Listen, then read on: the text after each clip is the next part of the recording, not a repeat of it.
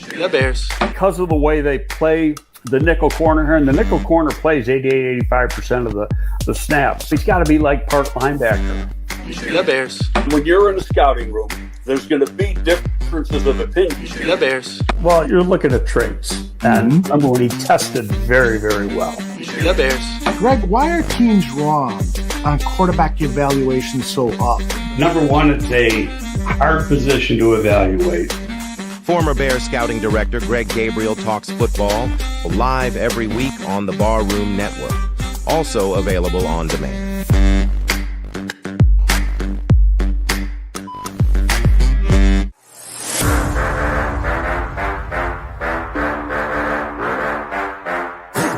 Look, I think it's a good time to be a Chicago Bears fan. There's a lot to be excited about.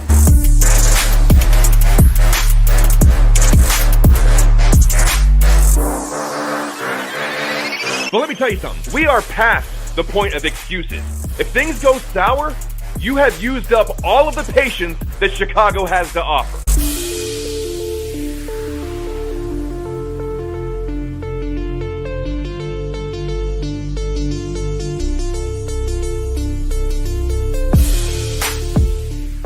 The following program is rated TV MALV. It contains strong language, violence, and nudity. It is intended only for mature audiences.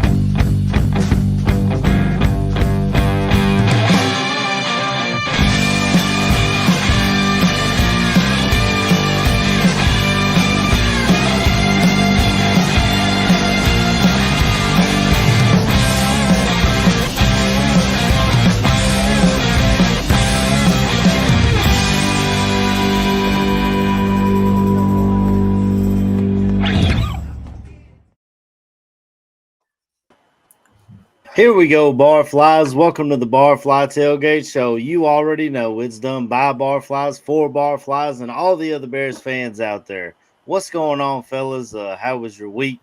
Tooch, what's going on behind you there, brother? I'm in the upside down. We got first place Bears. Woo! Man, I don't know. I haven't been here in a long time. Shit. Yeah, we're letting ourselves believe a little bit. Kind of crazy, isn't it? I don't know. Yeah, first place Bears. I guess I would say how y'all doing, but that kind of sums it up. Huh? I can't believe we're saying it. Week 12, we're in first place, 7-3. I never would have guessed if you told me before the season. But hell, nobody believes it though. Nobody's a believer. We got a lot to talk isn't about. That crazy, Neil? Nobody believes it. Yeah. They haven't played their best football yet either. That's very true, and the injuries continue to pile up. But just win, baby. I mean, that was the best thing that Al Davis ever said. Just win. Yeah, Ben's calling. He's asking if any of us can play linebacker today, guys. I'll give him Buffon's number. He's at least got some lineage, I think. KB, you're suiting up today. Hey, bro, I got the cleats in the car. You feel me, man? I'm on my way after this. Got it, baby. I mean, the way my hamstring is set up, I just don't think that. Next.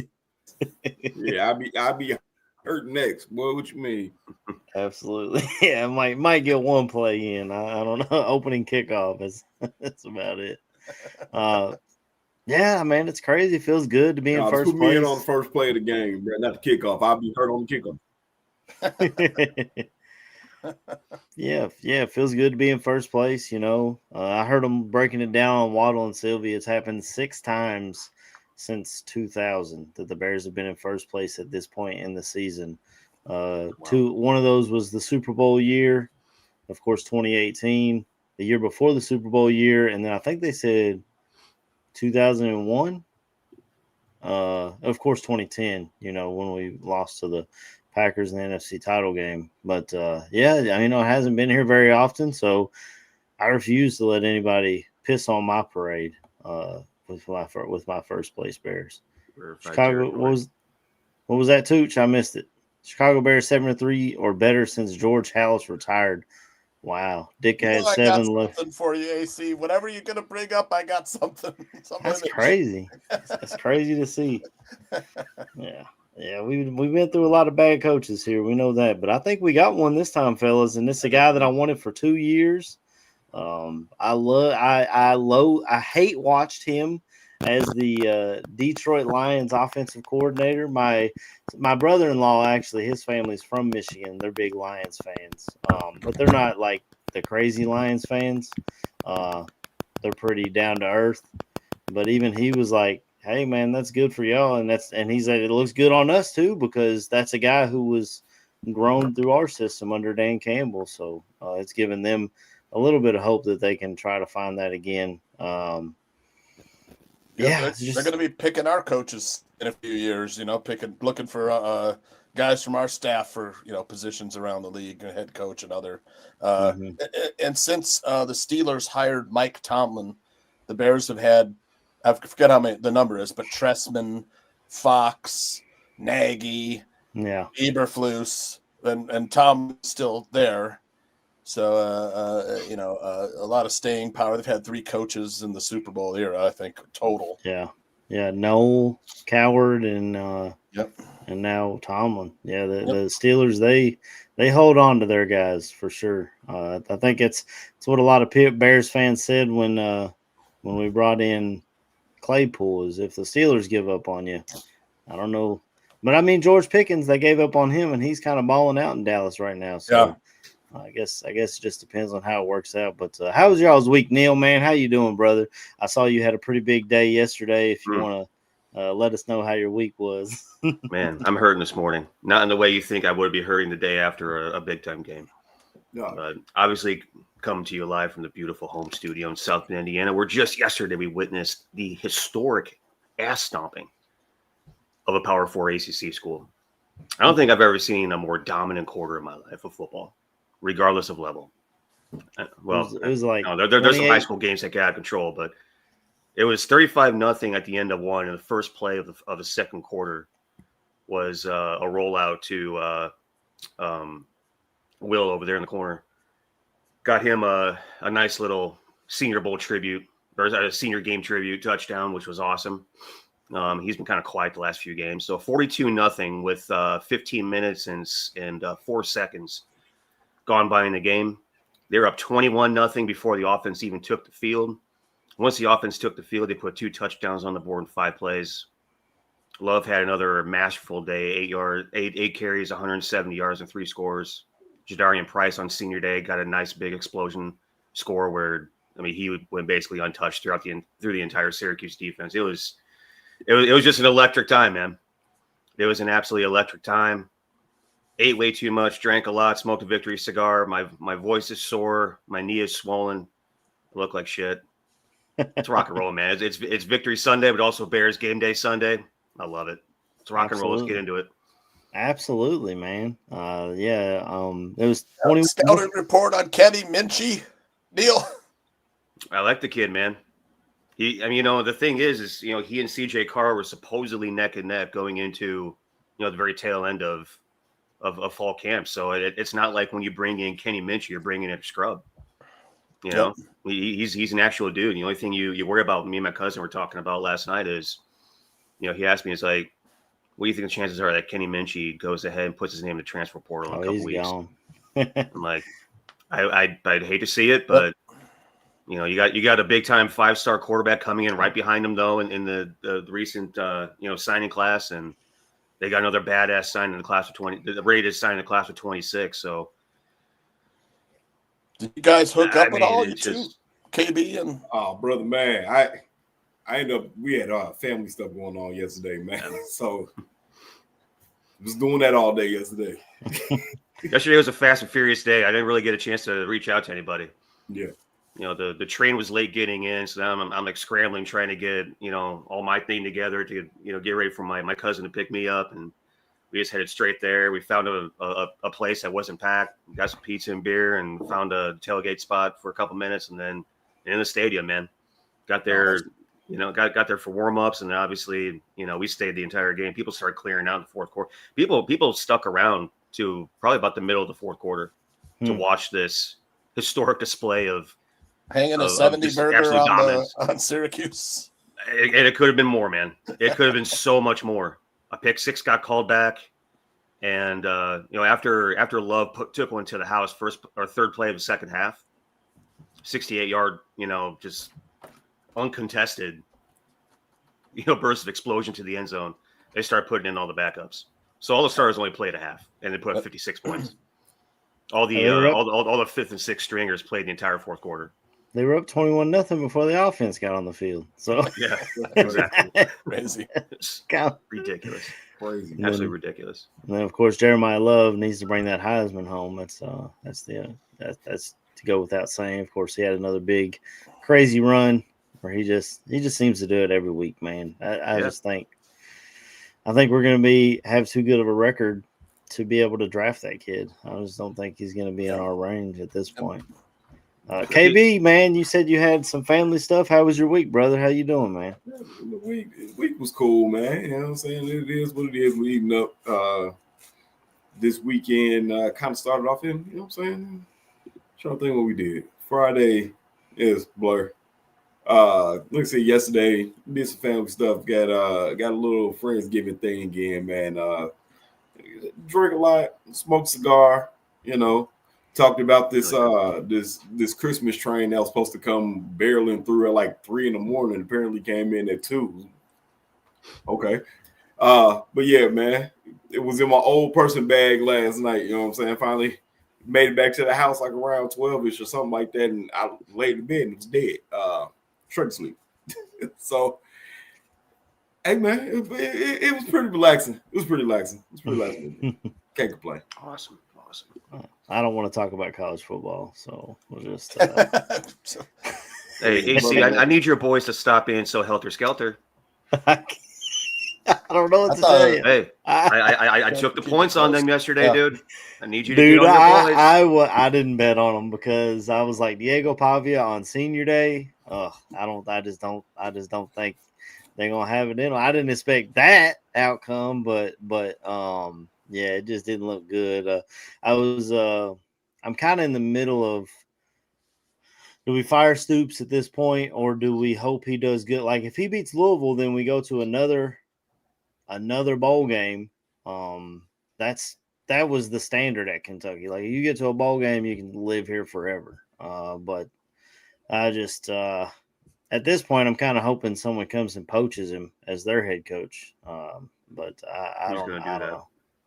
Well, I mean, there's some sorry ass teams out there. I was shocked Virginia Tech was able to get James Franklin. That's a huge upgrade for them at the head coaching position. Arkansas, I mean, they already took Calipari. Why not take Stoops with you while you at it? Yeah. When A&M was up there last year messing around with Stoops, were you guys hoping that they would take him, or were you guys trying to pony up all the cash? And in generally speaking, I know AC, you're absolutely loaded. You can throw down $10 million to help save a coach at any given time. I understand that. But were you guys, like generally speaking, hoping he left or praying that he stayed? To be honest, for the last couple of years, we've been. I appreciate what Mark Stoops has done here at Kentucky. He's done things that I never thought possible with this football program. For whatever reason, no head coach in history has found out, hey, we could just go up here to Ohio and get the guys Ohio State doesn't get, and you still get pretty good players. Now they're going up into Detroit and all those. They're getting good players out of a bunch of different states. But I'm not a fan of his style anymore. And I feel like ever since the NIL and transfer portal started, he's just complained about it a lot, like Saban did, and like a lot of those guys that just quit and just retired they've all they didn't like the way it was going, and I feel like he's in that same boat. And on top of that, I told you guys I was looking at Ben Johnson for 2 years to be my head coach. There's a head coach down at Tulane, John Summerall, who played at Kentucky. That's the big thing with Vandy is Clark Lee's going to be there for a long time because he's from there. He played for Vandy. So it's easier to have someone from your alma mater stay than it is someone who's not a Wildcat. And I worry that we'll lose John Summerall to an Auburn or to maybe an Arkansas or somebody like that if we don't pull the trigger. But a lot of us at that point were just like, well, go ahead, man. If that's what you're going to do, go to Texas A&M. And he was like on a flight on his way down there, and it was a freaking mess on X that day. But it seems like A&M made the right choice going with Elko because he's got them front and center in the playoffs. They got a good toughness, and apparently the big thing that I keep hearing is the strength and conditioning coach down there at A&M was at LSU under Saban and under what's the name after Saban left? Miles and under Ed Ogeron. His name's Tommy Moffitt, and apparently he is the man, and they swear by him. He was at LSU with all those titles, and now he's at Texas A&M. And all of a sudden, we're not saying the Texas 8-4 like we've always said. They're putting things together and turning it up. But to answer your question, Neil, we appreciate what Stoops has done, but a lot of us think it's time to move on and get a different voice in there and get a younger guy. I would love John Summerall. If I can't get him, I wouldn't mind having Will Stein from Oregon. He's a Lexington guy. Went to Louisville in college. Apparently he grew up a Wildcat fan, never even got offered by the Wildcats, so he went to play for Louisville. Can't do that. But I just think it's time to move on. And after a showing like that, I mean, Mark Stoops is the longest tenured SEC head coach, and he puts up a game like that against Vanderbilt with a bowl game on the line. It's just it's unacceptable. But we're not here to talk about played competitive ball the previous X number of weeks as well. We beat the hell out of Florida. We beat the hell out of Florida, competitive against Texas. Probably should have beat Texas if we're being 100% completely honest here. We only lost by a touchdown to Ole Miss, and Cutter Boley wasn't even the starter at the time. I don't get it, man. His buyout, he's got the best agent in football. All these other coaches, they got their buyouts that get paid, and wherever they get paid, the next place takes out of it. No, Mark Stoops' buyout is $37 million due within 60 days of his firing. So, and that's really the question within the question is that you can hope and wish and dream, one thing, but do you have the resources to be able to execute it? Right. That becomes the $34 million question. And in this world that we're living in with NIL and transfer, that money that you're paying to make that coach not be your head coach is taking away from resources of players on the field. You got to still build a roster. And we don't have millionaires falling out of trees like they do down in Texas with all that oil money. We got horse money, I guess, maybe a couple of those guys. I don't know. And those guys got cash now. Yeah, they definitely do. But we'll move on. We'll talk about the game a little bit from last week. Bears win another thriller. I don't know if my heart can take this, fellas. If I was a guy with a pacemaker or something, I feel like I'd be on my last legs. It's a week in and week out basis, and I continue to say this. Never in my Bears fandom have I been more confident in my quarterback to go down and win me a ball game when he needs to. He didn't have a great game. Devin Duvernay coming out of nowhere. I was complaining about the special teams, and I guess I should get off Cairo's back a little bit. He did nail a game winner, but he still missed a 45-yarder. But, special teams overall wasn't great. We gave up the big punt return that gave them a chance to score, to even make it close. So it was a really topsy-turvy, up and down special teams type game. The offense, I feel like we're getting down there, and so many times – yeah, the Iceman. So many times we get down there and we got to kick field goals instead of going for touchdowns. And it's coming back to bite us in all these games to where a lot of these games wouldn't even be close if we could pull out early when we're up. Yeah, I did see that too. Crazy stat. That is wild. But the thing about Cairo, we have no more indoor games on our schedule this year. Everything's outdoor, and it's getting cold. He says he's a cold weather kicker. I guess Kansas City gets pretty cold too. Jake Moody's a Washington Commander now, though, so it doesn't matter whether I wanted him or not. I don't know where you're going to go find a guy. I believed in Jake Moody, but I guess Cairo's our dude. And if he makes me eat crow, I'm from Kentucky. I'll fry it, buddy, and I'll eat that crow right up. Yeah, the Cowboys have a kicker that you get across the 50-yard line. I don't even know if you got to get to the 50. Yeah, I mean it changes the game a little bit. Having someone like that on the team. Will the Bears? I mean, the Bears obviously they trust Cairo Santos, so we're stuck with Cairo whether you like it or not. He's been clutch at times, man. He leads the Bears history, 24 50-plus yard field goals. You wouldn't think about it because we don't think of him as having a strong leg. Yeah. Yeah. He had a 54-yarder last week, though. So that was pretty cool. 4 for 5 on field goals. I mean, the special teams has been, a bit up and down this season, but the Bears did sign a guy. I don't think they elevated him today. When Jalen Reeves-Maben was a Lions player who was a special teams ace. Yeah. I'd like to, if I expect him to be elevated soon, just to shore up the special teams, especially since they put Roschon Johnson on injured reserve. Isn't that crazy? Big special teams. I think we've seen the last of Roschon, which is sad. When we drafted him, I was really excited to have a power back, and he just can't stay healthy, man. Did not expect a dude that we regard as such a Tommy Toughnuts type of tailback to be this much of a glass man. That's a wild thing, man. Yeah. Yeah. Yep. Yeah. It's crazy. The injuries. The Bears' toughest opponent this year has been the groin injury, Aaron. But what are we doing with these groins, boys? What are we doing with the groins? Too much, what's the Key and Peele skit going on? Yeah, Tremaine went on injured reserve. So that's crazy. He's gone for 4 weeks.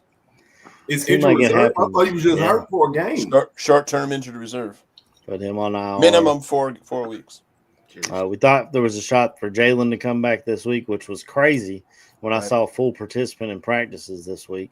But if you want to flash the injury report up there too, let's do it. I'll just go through it real quick. So we got with real quick on Johnson and Gordon with their practice windows opened. That's obviously good news, but the bad news is that after today, it's a short turnaround because we play the Eagles on Friday, guys. That's absolutely. They're not activating Johnson and Gordon at all because of the short week. I would imagine. You don't think they'll be activated next week? Yeah, I do. I don't think this week. That's why they didn't. Oh, yeah. They didn't activate them this week because of the short turnaround. I'm just guessing. Yeah, I agree. So we got, like you said, Edmonds is on IR.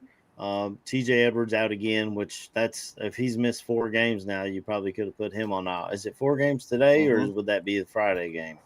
But he's close to where you could have put him on IR and saved a roster spot. Noah Sewell, who's been he's been a guy that we've leaned on more than we thought we would. He's out this game. Homer and Johnson are both out as well. So you're short at running back as well as linebacker. And like you said, Kyler Gordon and Jalen Johnson have both been I believe the latest that I saw is that they are out as well. So Theo Benedette is questionable? I thought he was out, though. Okay. What? Yeah, he had some injury. I don't remember what Theo's injury was. Do any of you guys remember? I mean, it says quad, but who knows what? Quad. It was a quad injury. You're right. Yep. Is it a strain? Is it a pull? Is it a? He got it in practice too. It happened in practice. Jeez, can't have that now. Folks, easy talking about Pittsburgh having that tank of a tight end. Darnell Washington, former Georgia Bull, 6'8", 311 pounds. He is So listed we did as confirm under. the weight. He said he went on Almond Ross St. Brown's podcast, and they said, "Come on, man, what's the weight at?" And he just told them, "I'm tilting the scales at 311." But the crazy thing is, even at that weight and that size, the guy can move. Dude, He's is not a just a freak blocking athlete. tight end. He can move. But they, I guess they talked to Tyreek Stevenson about him because Tyreek, if you remember, played at Georgia before he transferred to Miami in college. Mhm. So he was like, "Yeah, I was a teammate with Darnell." He was like, "There's not really a technique you can do. You just gotta whatever it takes to get that guy to the ground." And he's been a guy that Rodgers has, I wouldn't say leaned on. He still loves DK Metcalf, I think, the most, but he's kind of been taking a lot of those reps at the tight end position. And doing what he can, the most of it. And now that we're out linebackers, that tight end position becomes even bigger to try and defend. We got some breaking news. Oh, snap. I don't have a sounder for it. Breaking news. Jay Cutler accused of breaking into ex-Kristen Cavallari's house last night. Come on, Jay. What are you Also, doing, dog? Kyle Long said he broke into his house one time too on a podcast recently. Yeah, but he did it man. as a leadership thing. He said that they went out the night before and they'd been drinking all night. And he's like, I wake up at 6 a.m. and Jay's in my living room. Yeah. And he's like, But she said I just got to make sure that you're here for the workout. He broke into her house. He also had the DUI recently too, and served us a short sentence. Hey man, it's something in the water for old quarterbacks because Mark Sanchez is out in Indianapolis getting stabbed, and hey man, these boys out here wilding out, man. I don't know what it is in the water. Hey, the thing with Jay though, he lives in Nashville. I think if you live in Nashville and you don't have a DUI, you're the oxymoron. But That might be on fact. top of that, when he got that DUI, he had a handgun on him. And they said, well, I guess you can, I don't know if they're open carry in Tennessee. Like here in Kentucky, if you have a driver's license, you can carry. Yeah, Indiana the same way. We got open carry out here. So I'm assuming Tennessee's pretty close to that. But if you've had alcoholic beverages, it is a no-no. So I do have some roster news as well. Like go ahead, Tooch, hit us with it. This article's from about a half hour ago. We heard Tremaine Edmonds on injured reserve and Roshan Johnson injured reserve injured, and elevated Britton Brown, running back, and linebacker Carl Jones Jr. to be active roster. Also elevated Nikola Kalinick, offensive lineman Jordan McFadden for the game. Anybody know anything about Kalinick or Jones Jr.? No clue. Yeah, I believe that particular Baltic gentleman is pronounced Kalinic. Kalinic, if I could guess. When Jones Jr. the linebacker? Balkan. Jones Jr. is a linebacker. Yep. Yeah, he was the one that caused that fumble in that one game. Preseason? Was it Commanders game? Oh, he's been active this year? Yeah, he played this year. Oh, okay.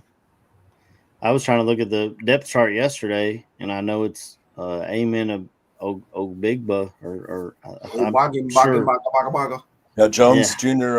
In his second season with the Bears appeared in 7 games this season for Chicago. And special teams must be special teams help. Yeah. For Jones Jr. With Homer and Johnson. And Homer and Johnson are 2 of our special teams top tacklers.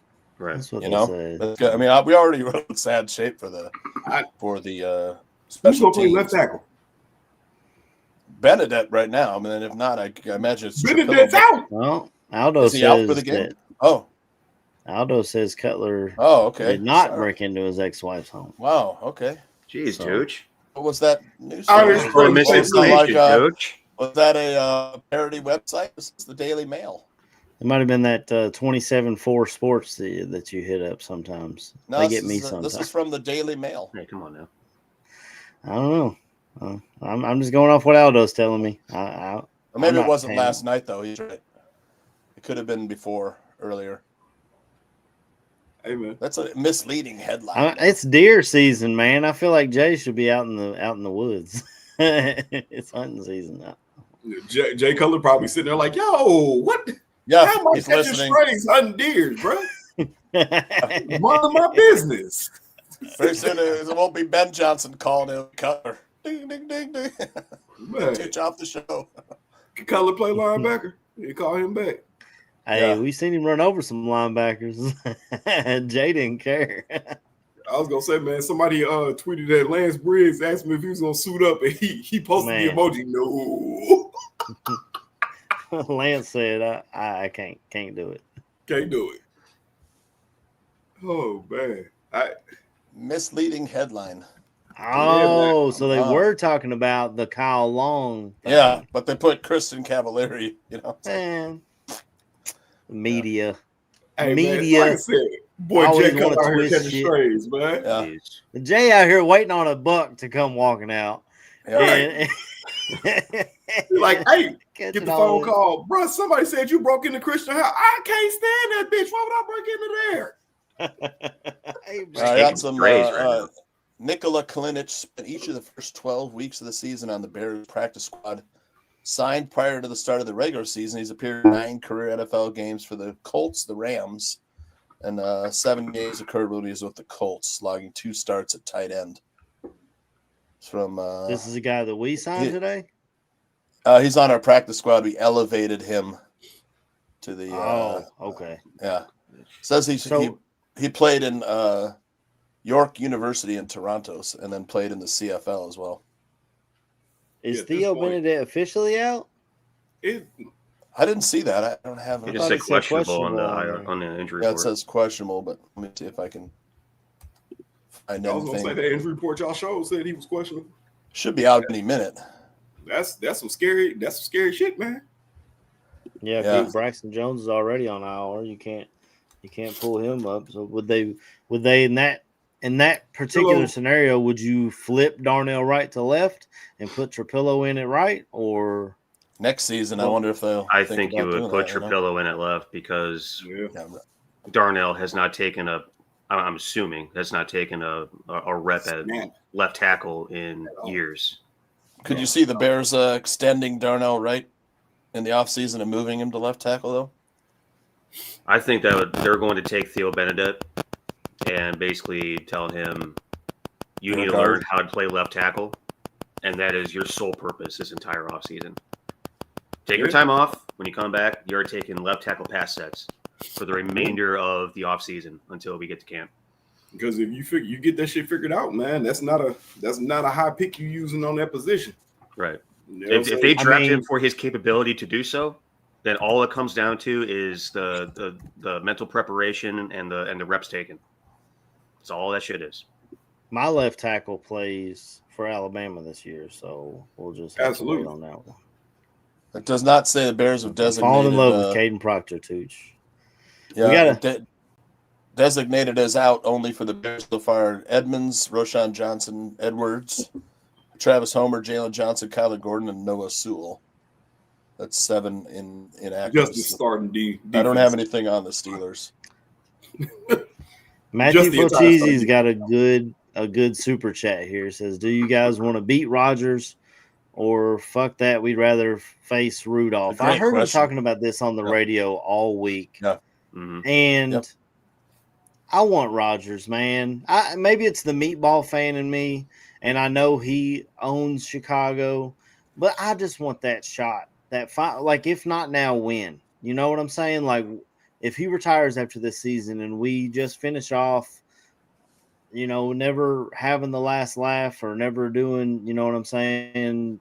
I want Rodgers. I want to play the best players. And if you beat them with Rudolph, all the naysayers that have been saying, yeah, the Bears are paper tigers, they're 7-3, but who have they beat? They can point to this again and say, yeah, y'all beat the Steelers with the backup quarterback, even though said backup quarterback looked just as good as Rodgers last week against the Bengals. I mean, but that's the there Bengals defense, though. Right, you sitting there talking about the backup quarterback. Hell, we playing the damn preseason defense. I mean, You have no starters outside Right. of the D line. None. Like, I mean, yeah, Kevin Byard, but I mean, dog, this ain't a good right now. This ain't a good look going into this game, bro. Like, That's what Caesar said. I've never sat here and said that I'm looking at a game this year and like we're not gonna win. This is one of those games. I don't know how. It's one thing to say, hey man, we're good enough to overcome not having Jalen Johnson, not having Gordon, not having Dio, whatever. But no Edmonds, no Edwards, no, you know what I'm saying? It's starting to get to be a lot, brother. It's starting to get to be a lot. And that's for a defense that was already giving up points, bro, that's a lot to ask. That's a lot to ask. That's a lot of injuries, man. You have to look at the strength and conditioning at some point. Thank you. But the offense at a certain point, you hope for another outburst like we had against the Cowboys, against the Bengals. But this is the Steelers defense, man. This is TJ Watt and them boys, Herbig, all these boys coming that love to rush the passer. Yeah. We fail to score points. We don't fail to get field goals. We fail to get touchdowns. I don't know, man. Damn, you want Keith to play Spencer's Rodgers. out for blood over here. Yeah. Listen, Spencer, I feel you, but you can't do it this game, brother. You can't. Don't give him free yards. Not this game. If we had the starting defense out there, or I say at least 70 to 80% of the starting defense, man, have at them, brother. You have it, but we got down to like 25% of the starting defense. Not even that. That's true. I mean, I'm you got just saying, Nashawn bro. Wright, and who else is it? And Tyreek Stevenson in the corner.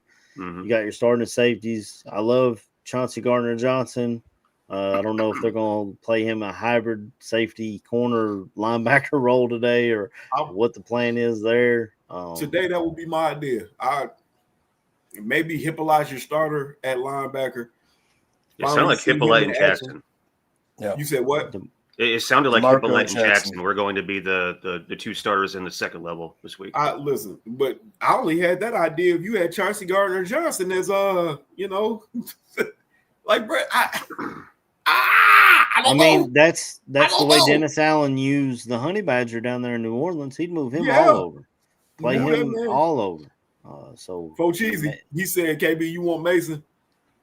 I want wins. And if playing Mason gives you the better chance to win right now, yes, because you don't have your starters. That's a lot to ask backups to do to beat Aaron Rodgers. That's a lot. Like I said, I just want a dub. Like I said, on this back end of the schedule, bro, if you can find a way to win 4 games, it puts you at double-digit wins, which is a automatic win for the year. I mean, to me, you already have enough to say that we've won the year for ourselves. And the over-under this year was 8.5, right, Tooch? Or was that 7.5? 8.5. Yeah. You're right there. Yeah, you still play the Cleveland Browns at a certain point. I would hope and pray that we at least split the series with the Packers. But you got to find these wins right now, bro. And that was our first flex of the year. They moved that Bears Packers games to 425. People can complain about the record all they want. That's fine. You can complain. That don't change the fact that a win is a win. Mm-hmm. Yeah. They're not going to take the dubs away because, oh my God, the Bears ain't played nobody. I'm sorry, it doesn't happen like that. So right now, yes, I want to take whatever dubs we can get right now. I don't give a damn about whether it's Aaron Rodgers or Mason. I know that Aaron Rodgers gets that ball out quick. It is what it is, but I just want we don't wins, have pass rush regardless of who's back there at quarterback. Right. Yep. Not only we ain't got pass rush, but your secondary is going to be suspect this game. You got to pray to God that these linebackers aren't getting moved off the spot by Aaron Rodgers. You know this man has played this game with people for over 15 years, bro. Like, I would love for us to beat Aaron Rodgers. I would absolutely love. But right now, I want whoever gives us the best win, the best chances to win. We got 7 games left. I mean, 4 wins gets you in. You know, if we go 4-3, we're probably in the playoffs. You know, with 11 wins. I think Big Cat from Barstool said it perfect. He said we got 7 games left. Just look at it like a 7-game series. Try to win this 7-game series. Yep. And see if you can get into the playoffs from there. You know, put yourself in position to win, including. You know, we've got a lot of division games in the back half of this. You got both the Packers games, the Lions games still there. Yep. So you you got the 49ers in there too, who that could be for a playoff spot. World champs next Friday. Right. If we don't. Oh, absolutely. You know, that's a hell of a defense, man. That's a hell of a defense. Absolutely. Yeah.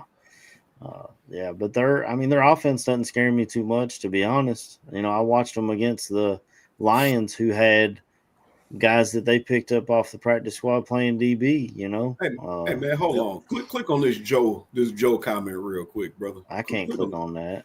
I don't agree with it. I know why. Exactly. There'll be no Tomlin slander in this in this lobby. I'm sorry. Man hasn't had a losing season. Almost right. Imagine having a coach that's never had a losing season and saying he's a horrible coach. Yeah, I can't. No, we're not doing that today. But I hear Steelers fans complain about him because, he's not losing the season, but when we get to the playoffs, he loses. And that's not the standard in Pittsburgh, man. They grew up with Terry Bradshaw and Big Ben and great defenses and going to the play. I mean, a lot of them even say Tomlin won that Super Bowl with Coward's team. So that a lot of Steelers fans feel that way. Yeah. But I couldn't imagine complaining about a coach that just wins ball games. I don't know, but they're in a different world than we are, certain different stratosphere as a fan base than we are. Maybe we'll get there one day where we're complaining about our head coach that never has a losing season. But for now, we'll just take the wins that we can get. Yeah, I don't. There'll be a lot of franchises in this league that would love to have Mike Tomlin as their coach. Oh yeah, if he got fired, he'd be hired that night. Hired by somebody. Yep. Somebody. He would have offers on the table 5 seconds after he got axed. Who just fired their coach? I forgot which team just fired their coach recently. Was it the Titans? Brian Daboll. Yeah, and the Bills, right? The Bills and Titans. Or no, I mean the Giants and Titans. Shit, Bills should fire their coach. You talk about a coach that's underachieved. You got the best quarterback in the league. Can't win ball games against the Dolphins and the Texans. What are we doing? Texans pass rush though, man. Oof. Remember how Eagles fans Davis Mills, bro. Davis Mills is probably the best backup in the NFL. I don't know about that. I'm a Jameis fan though. Unless he's a starter over CJ, you know, he's not a backup. But yeah, I mean, look at his numbers right now for Mills. He's won four games in a row. But the thing is with that coach in Buffalo, he's a defensive minded head coach, and his defense is trash. Yeah, his defense gets. They might want to hire Daboll back to coordinate that offense. They got Joe Brady sitting up in the booth calling plays. Yep. What are we talking about? If you don't hire him, LSU's going to call him. Yeah. Rodgers is out from our boy Viz Joe in the comments. He said, just in. There you go. That's your chance. That's your chance. I mean, is this official or Perry and Rapper? Hey, there you go, Visa. Hey, you give me what I'm asking for. As soon as I said it, I said, "Where's?" I didn't have any. Let me see if NFL. The Steelers ones weren't. Mike Garafolo just put it out there. Grab a board.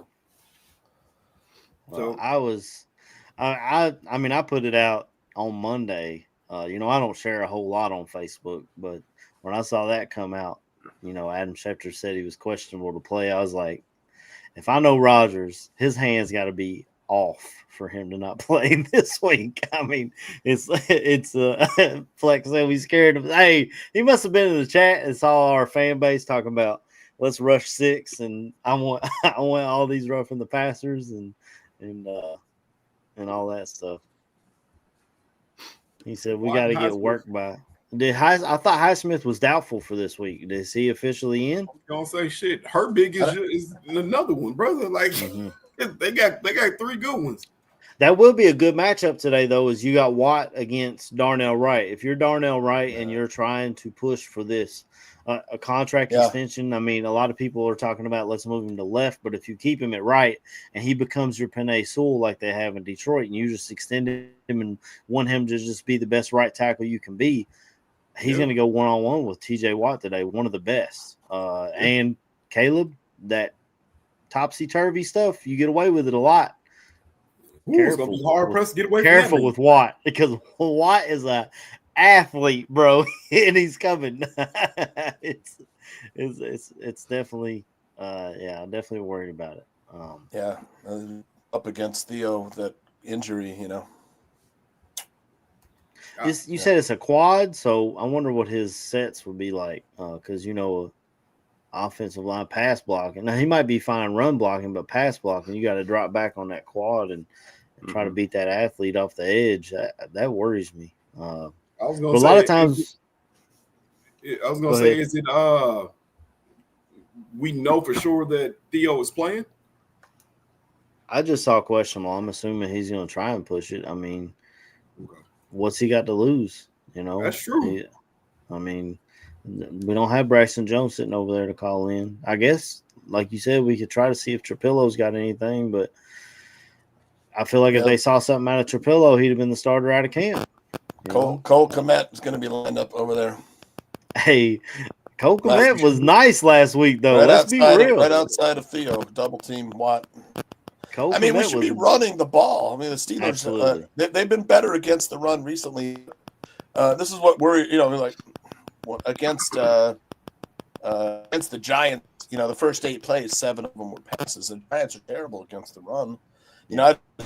Ben Johnson, I want him to forget about running the football. We're the number 1 rushing offense in the NFL, and Pittsburgh is the 32 defense against the run in the NFL. If that doesn't tell you what the game plan this should be a part of the game plan. I don't know what to tell you. So we jumped to number 1 because I thought we were number 2. Hold on, let me get my numbers back up there. I was gonna say I'm not shocked, but Cap is reporting he's hearing Benedict's out. That ain't good. Take that, I guess. I don't know.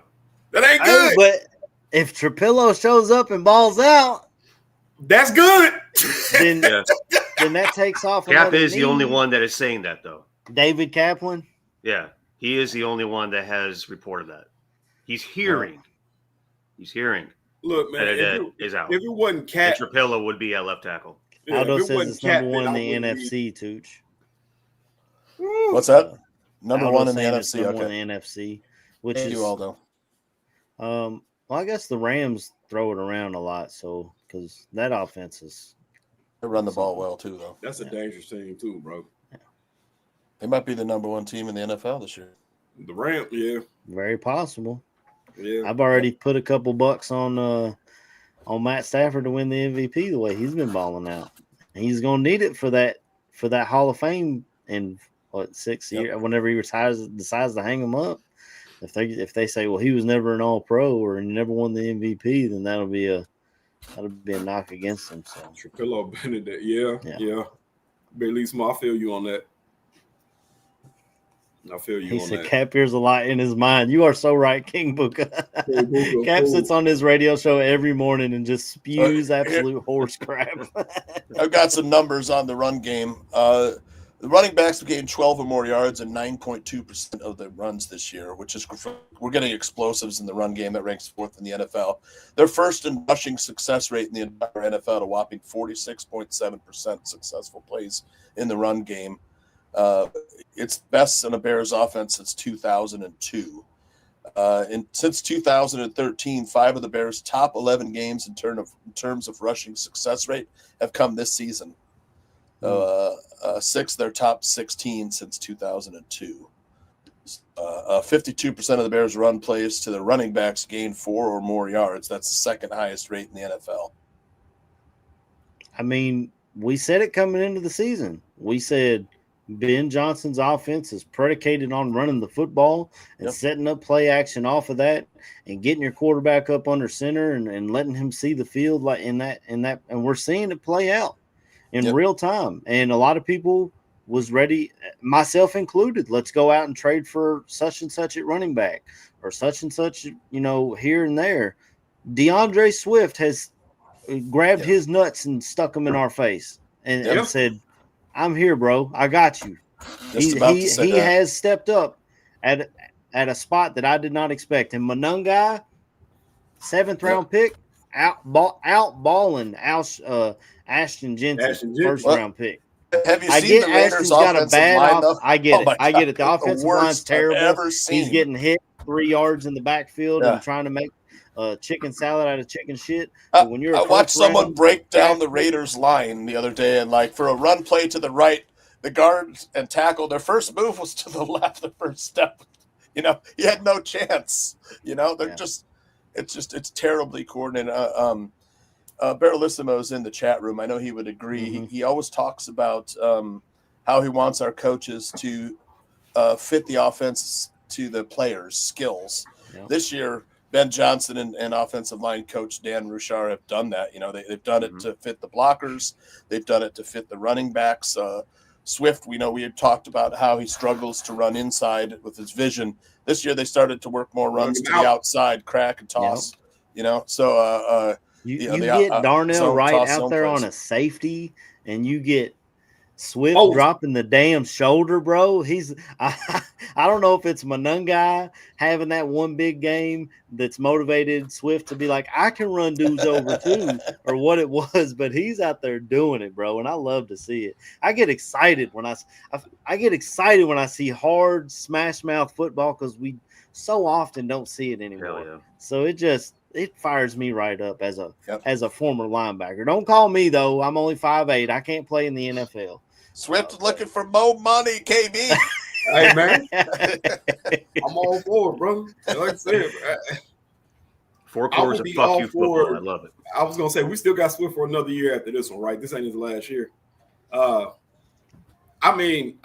ride that contract out. And that's how I feel at this point. Yeah, you can still draft somebody if you want, you know what I'm saying, and bring somebody in. But I would love to see them get another running mate. You know what I'm saying? Because I don't ever want to see Travis Homer getting another handoff. How did he not get the face mask call? I don't know. His helmet's sideways, bro. I know. What are we talking about? Ref right behind him. Yeah, I don't. It's like they missed the knee to the back of Caleb's head. The week before. That was just good defense, remember? Just like how the face mask was good defense. Man, damn near pulled that man helmet to the side. It was like this. I'll tell you one thing, though. I don't know, but I don't want to see Travis Homer getting another carry. I'm just being honest. I don't care if he got the short end of the stick on that play or not.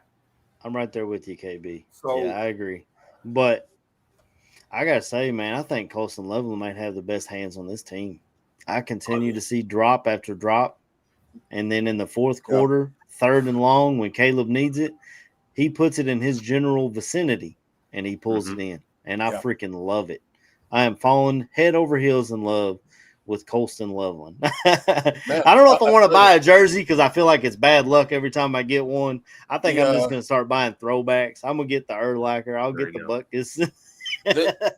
Next year, and even start of this year, the tight end, we're just like a golden era, man, with like Trey McBride, Brock Bowers, Tyler Warren, Tucker Kraft, Colston Loveland. I mean, there's some good tight ends out there, man. It's that tight end that Greg Olson runs, man. They putting them together.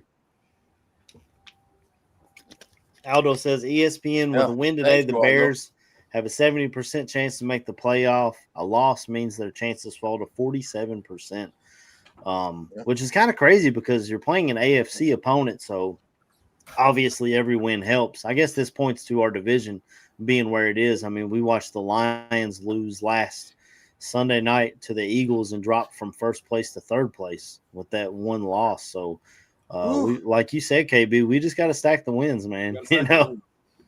What if, Aldo?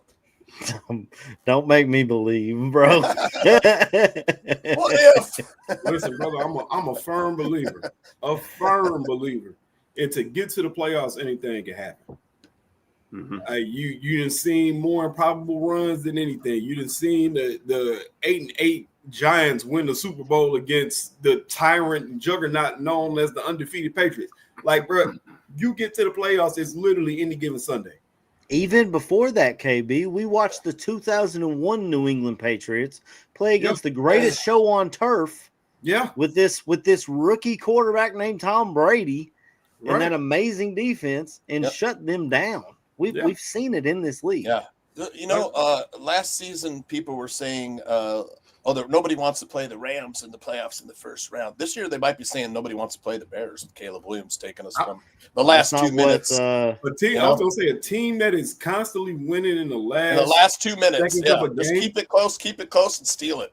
Who hasn't put together a full game the entire year? No, I don't want to play that team, because you look at it, the Bears get there and then you field an entirely healthy defense with a team that might just be finding out how to win. Yeah, bro. And nobody wants to play in Chicago during the playoffs. Sunshine. Yeah, I'm just saying. Which is why we need an open air stadium.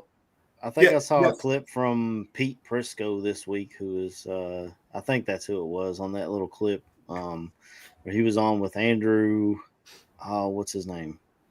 I can't remember his name. And they were talking about the Bears, and he said they're frauds. They haven't beat anybody. Their point differential is -6, this and that. And then a woman says, well, we got blown out by the Lions by what, exactly. 30, you take that one out and it's completely different. Yeah. But there was a woman on that panel, and she said, were the Commanders frauds last year? Both of them said no. And then she absolutely torched them on the fact that the Commanders won 10 of their 12 games last year were against opponents under 500. Yet the Bears get absolutely shat on for doing the exact same thing, for playing the teams on their schedule. We get shat on by national media. You don't hear nobody saying the Bills are frauds. They just got their ass whooped by the Davis Mills Houston Texans. Did you watch that pass rush, though, man? It was Will Anderson. Oh, bro, that boy Will Anderson is a dog. Just never lets up. I liked him coming out of Bama, so I can't say I'm surprised, but dog. That's all I'm saying, bro. We talked about him on the pre-draft shows in here. Oh, absolutely. Yeah. Matthew Focheesy, they hate us because they ain't us. Yeah. Edge rusher might be our top need, Yeah. The pass rush, Dennis Allen had to get creative.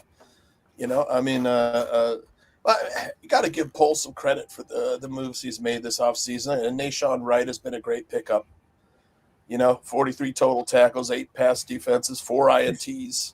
He's such a Dallas Cowboys corner. Man, the defensive backs coach has really done a great job with the DBs. He went out and got Chauncey Gardner-Johnson. That was a great pickup. Yeah, that big smile. I'd be a lot happier if he wasn't our CB1, though. He's fine, but him having to step in and be the top dog. Yeah, next man up, I guess. But it's you can knock him for the Deo injury. Looks like an overpay, and he's going to be recovering from an Achilles. That's tough. So I mean, he was with that one. That guy was getting a lot of pressures in Indianapolis, and they said, maybe we can bring him here, and he's got Montez Sweat on the other side, and he can actually get home a few times. But it just didn't work out. And maybe we're missing him in the run defense, but the Steelers, too, which I'm sure you have the numbers on this too. The Steelers don't run the ball very well this year. I feel like they're starting to, though. With they got Jalen Warren back as a good little runner. Pressure in the middle is coming from this guy. He might, he's playing for a contract. Look at this, man. 4 sacks, tied for 9th in the NFL, 23 pressures, 82.5 grade against pass sets. He's kept us very good. Quietly keeping us in games with the defense, helping with pressures. So, I mean, these are all good moves that Pohl's and you have to give him credit for it. I've done my fair share of knocking Ryan Poles on the show and others, but this year I'm giving him a lot of praise. The offensive line signings, 2 day 2 picks for Tooney and Jonah Jackson. That looks like 2 hits right there. Absolutely. 2 hits, and signing Drew Dahlman looks like a 3rd hit on the offensive line. He drafted Darnell Wright. That's a 4th hit right there. Theo Benedette, Luther Burden, they draft. Yeah, Luther Burden draft. Yep. Yeah. Luther Burden has to get He's more catching touches. better than. Yep. He's catching better than Zacchaeus now. I think he's taking snaps from him. So, and of course, I talked about Colson Leveland earlier, and it all starts with Those number are the 2 18 best down hands guys on the team. Mm-hmm. The 2 best hands guys on the team are Burden and Loveland. And Odunze's had some drops, and that wasn't a knock on him coming out of college. He had good hands, and every scouting report, he was not known for dropping passes. He had. I don't think he had that many drops at Washington. He was a go up and get it guy at Washington, and he has not been that here in the league. Maybe it'll turn around. I was shocked that DJ Moore dropped that ball last week and the one week before. And then he barely caught when he pinned it against his leg. Right. Put his hand underneath it at the last minute. Yeah, he's been Mr. Reliable, but he's had some drops the last couple of weeks. I guess Tom Brady was talking about the way Caleb fires it in there, but man, they used to talk about that with Brett Favre all the time, where the receivers would come up with broken fingers. Break the finger, from Favre. Yep. But, look, contrasting the Vikings quarterback with the Bears quarterback. You would never take JJ over Iceman. No question. Not. Now, I know Jordan Somero. I haven't checked on old Jordan this week. I love him though. I love Jordan, but yeah. We got a lot of guys in the chat showing a lot of love today. I like this. Yeah. Oh yeah, Focheezy filling up some Super pockets for us. I love You Gervon. okay? Yeah, Gervon's a good player. And I was talking about him last year around this time too, about how he has really been flashing in big ways for the majority of the year whenever he's gotten his opportunities. It was just a matter of time, I think, before this kid actually just kind of put together consistent, stacked, productivity back to back, either rep to rep, game to game, week to week. Yeah, I liked a lot of what we saw about this kid last year, and now it's really kind of coming to fruition on a consistent basis. I mean, that kid's playing his balls off. I need to see it from Austin Booker now. I mean, another good signing by Poles was Kevin Byard, leading the NFL in interceptions, and his leadership in the locker room has been, impeccable. That's another hit for Poles. And look, the coaching staff, we've talked about it for a long time. The coaching staff is fantastic, from Al Harris, Antoine Randall, Dennis Allen, Dan Rochar, and all the way up to Ben Johnson. All the way down the list, man. We're spoiled for riches here. He did a great job when he got hired, putting together, position coach after position coach, getting the coordinate. Well, you can say what you want about Richard Hightower, Dick Skyscraper, as well and silly we like to call him. I think is absolutely hilarious. But I mean, the Dennis Allen hiring, basically being the head coach of the defense, so Ben could just worry about the offense. And then all these assistant coaches, man, each and every single one of them have gravitas, intelligence. Yes. They know how to run their position and get the best out of their guys. I mean, it is an all-star cast that he went ahead and scrapped together in a very short period of time. Absolutely. Chat room likes Kevin Byard signing.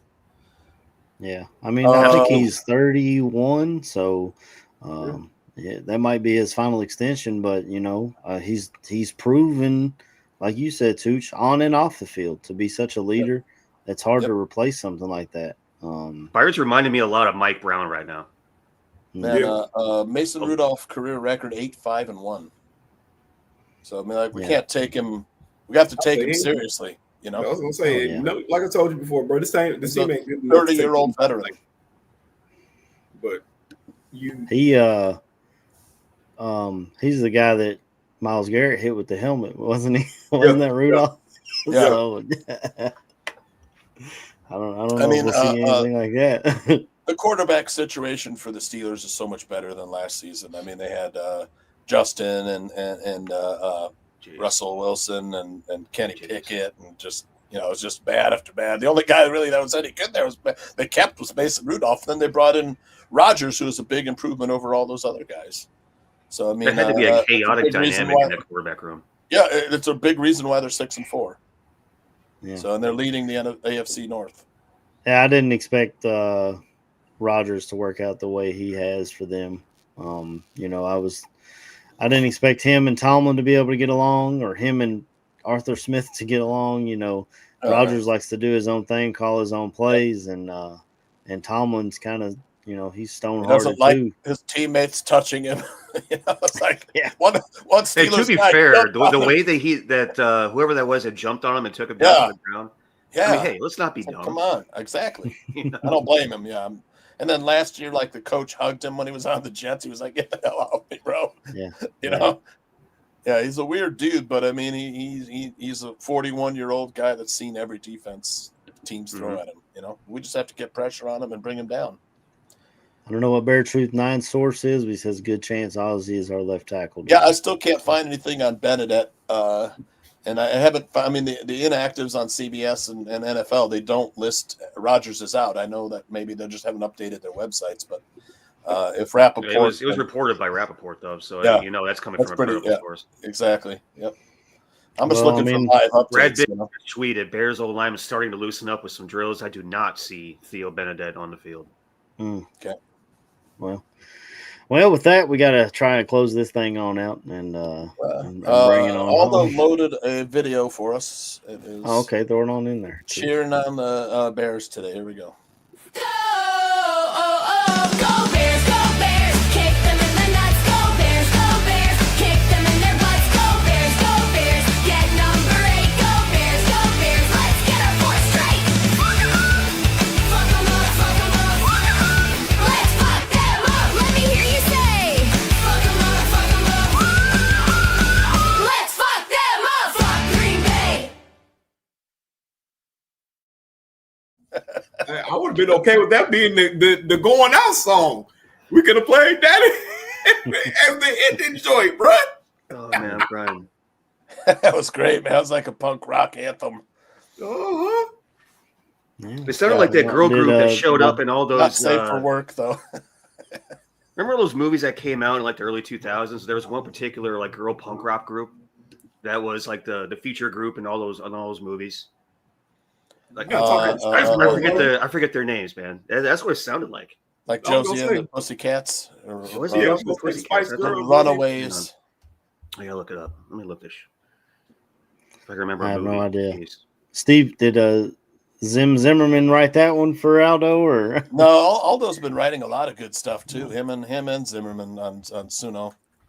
Zim's getting him in his creative fantastic mode, huh? Music from those two. Just unreal. Well, it is 11:09. We got to try and close this thing out. If you want to start us off, Tooch, I'll go down and around. Yeah, I got a few things here. Last time the Bears played the Steelers at home, September 24th, 2017, the Bears won 23-17 in overtime. Was Mike Glennon's only win as a Bears quarterback. Wow. Yeah. Remember how excited everyone was we signed Mike Glennon? No. That was the last time I remember Bears Steelers was when the referee backed up into Cassius Morris as he was running off the field, and they gave him. That was in Pittsburgh, though. Yeah, because we were wearing white. Yep. But well, lame. The ref backed into him, man. It's so lame that crazy. He throws a flag. It's like, what was the ref thinking? Ridiculous. He had money on the Steelers that night, I guess. Yeah, because we were kicking their ass that night. Definitely should have been investigated, man. Let me see what I have here. Well, we got great work from the chat and Aldo and everyone. And then a fantasy football game right after this show in about 20 minutes. I wanted to ask you guys, where's that question I had for you guys? The Bears haven't played a complete game. Would you guys agree with that? Absolutely. Yeah, I mean, well, and then the penalties. I know we talked about penalties per game. Through week 11, we're 30th in penalties per game with 8 per game, and 28th in penalty yards per game with 64. But our last 3 games, only 5.3 penalties per game, and penalty yards per game only 36 yards. So they have made an effort on cutting down on the penalties. So, and one thing I made a point of is that we're at home, which is great, but the Bears have been able to win on the road, man. 4 of our last 5 games were on the road, man. So road warriors, man, that's a good sign for the future and stuff. And then the Caleb sack rate is a lot better this season from last season. A lot of that's due to the offensive line. Nobody's taking less sacks, throwing the ball away, and using his legs for explosive plays. That's been huge. And I'm wondering when next year, when he has a year in this offense and he's a little smarter with the ball, even now than he has been great with the limiting turnovers. But next year, when he knows the offense a little more fully, and he still knows when to take the runs, the yardage with his legs, man, this team can be so deadly, man. Yeah. I just love it, man. Let me see if I had a prediction for today, but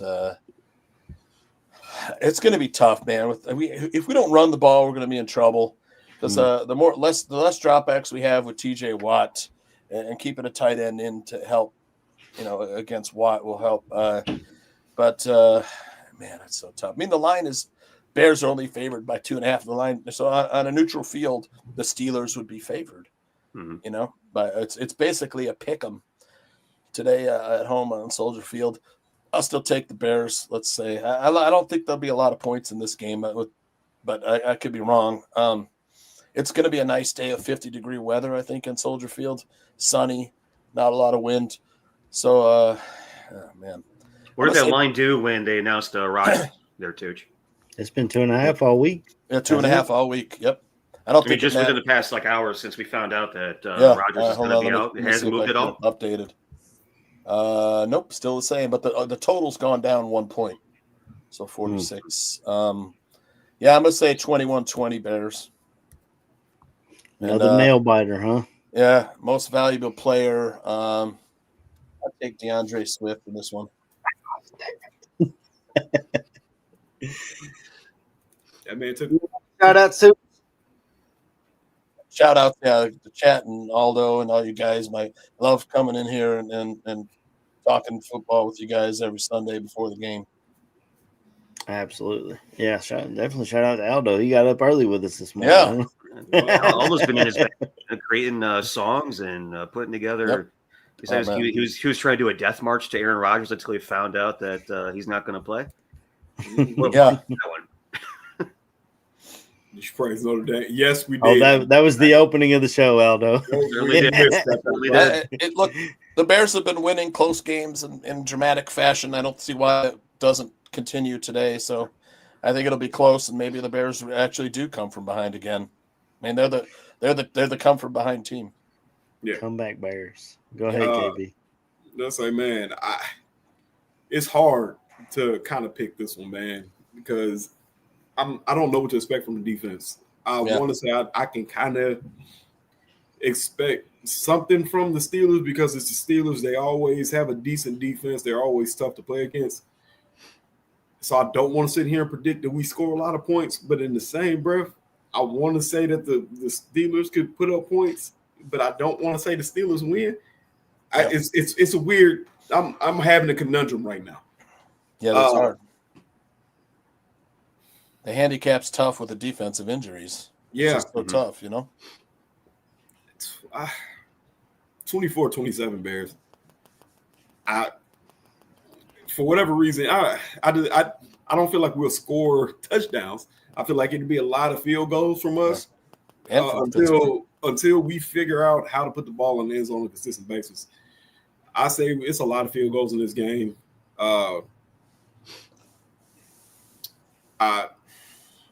I'm not going to say that the defense stops them, but I say we're a little bit more opportunistic in this game, and we probably hit that 3 to 4 turnover mark that we've been hitting that keeps this game to look like the defense played decently. But, yeah, I give us, like I said, 24-27 Bears. I was going to say, man, probably the MVP of this game is probably going to be the run game. I'm not going to just pick DeAndre Swift. I feel like Mununga is going to be very integral in this game.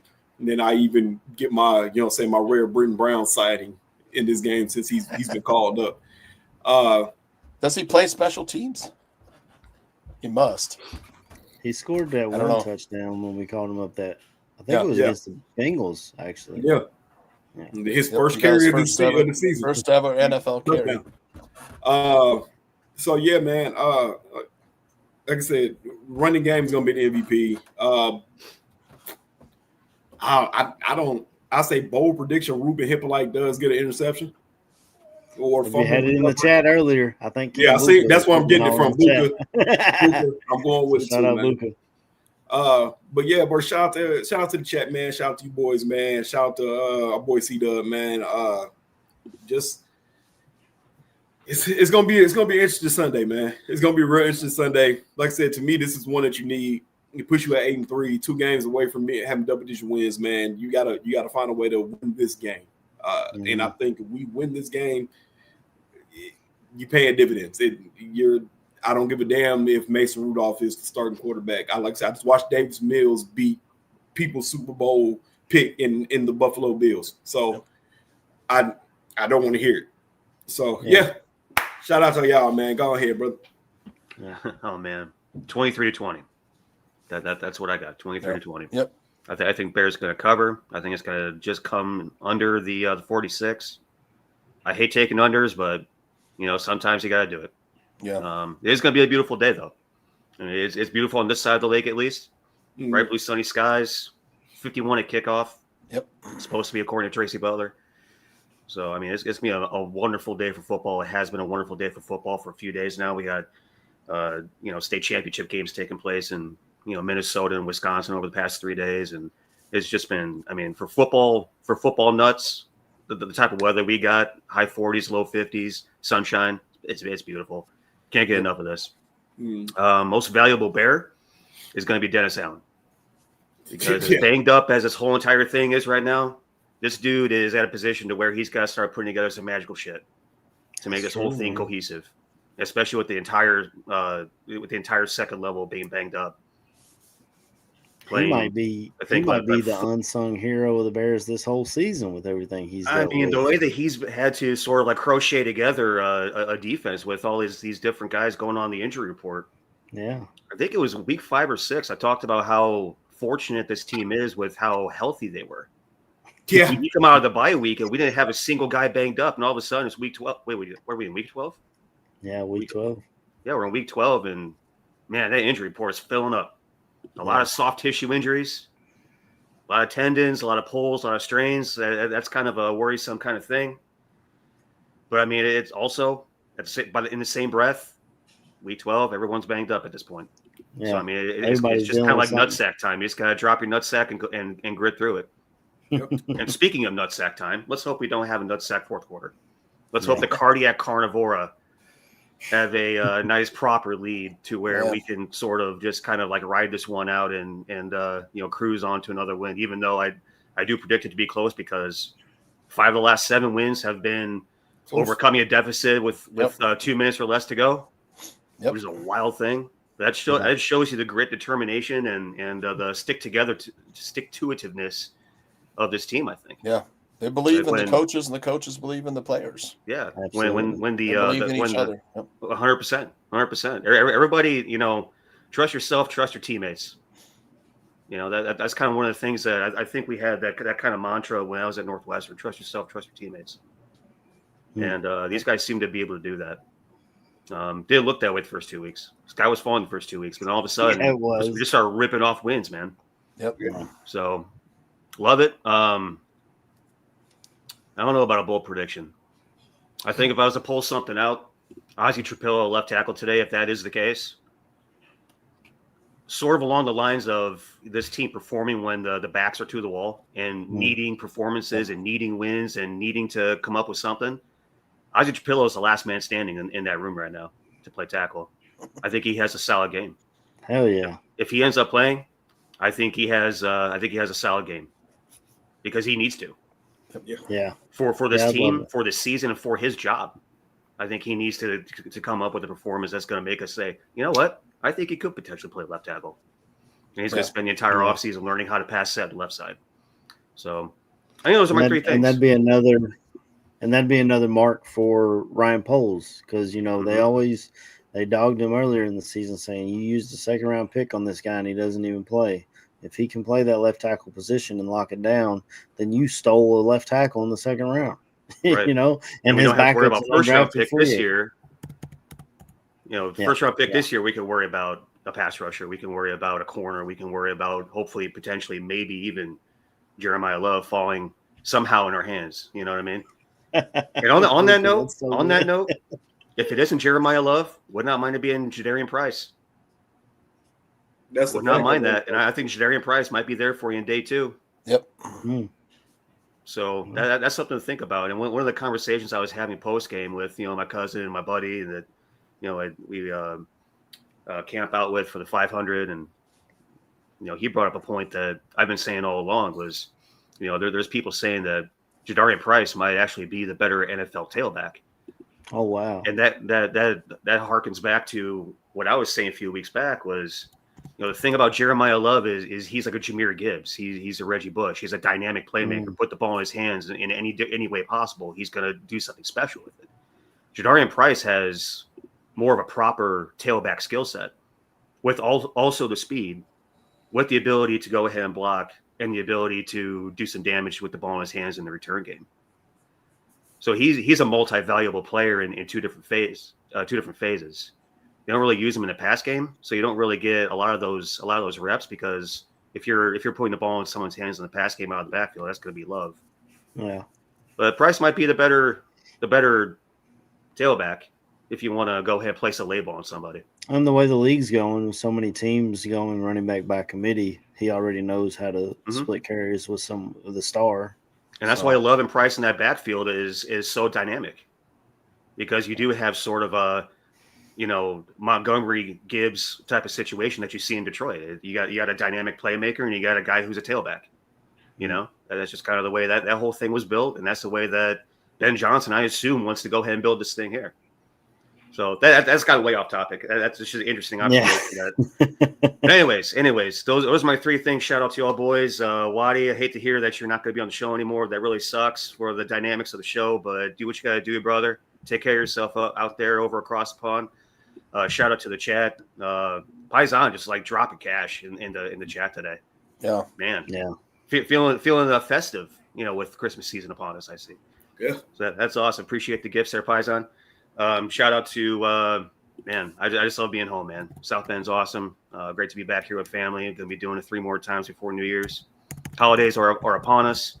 Season of giving, season of good vibes, and good times, and lots of food and heavy drinks and hoodies and shorts and sandals. So hopefully we don't get any of this wicked weather, but it looks like it's going to be a very, very cold winter time. But with that being said, man, let's go ahead and bear down today. Let's get another win.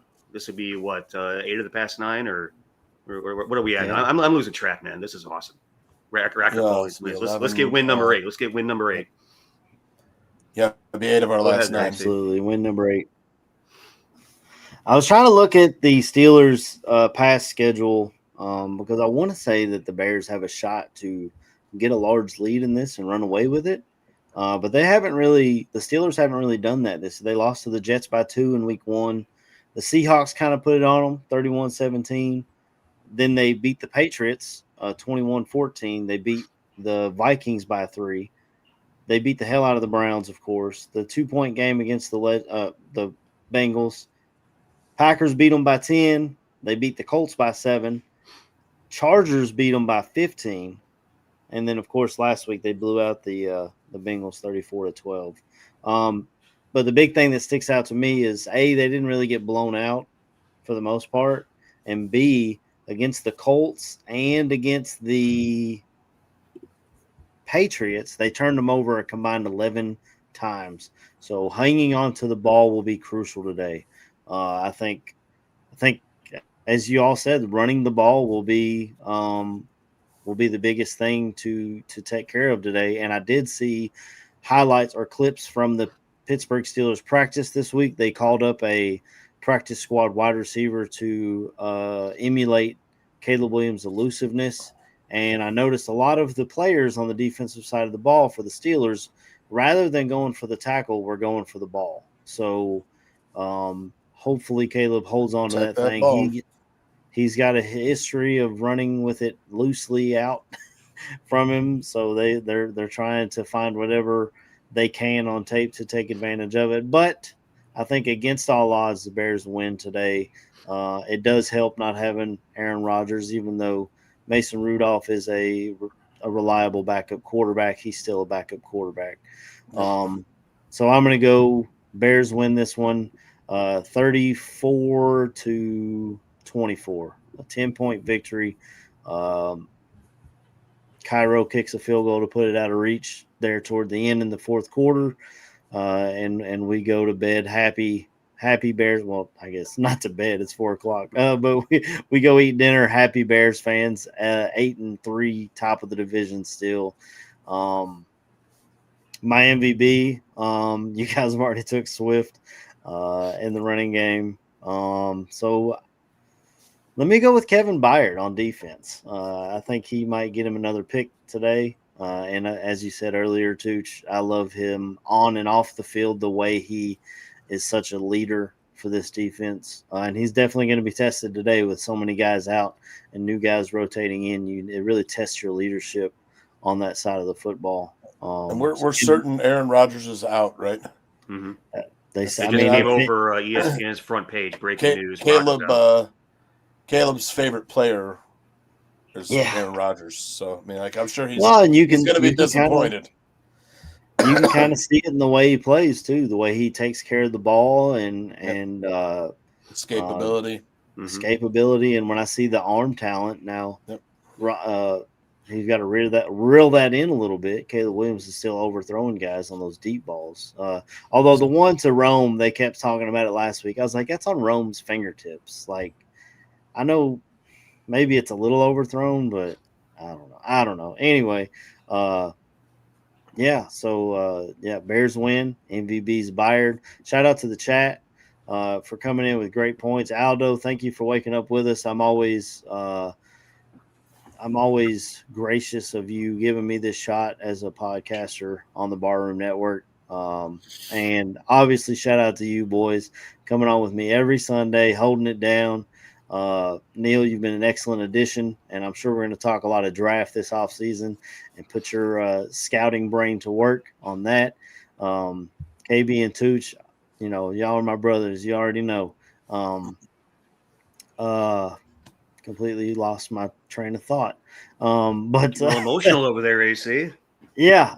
Like, comment, subscribe to the Barroom Radio Network.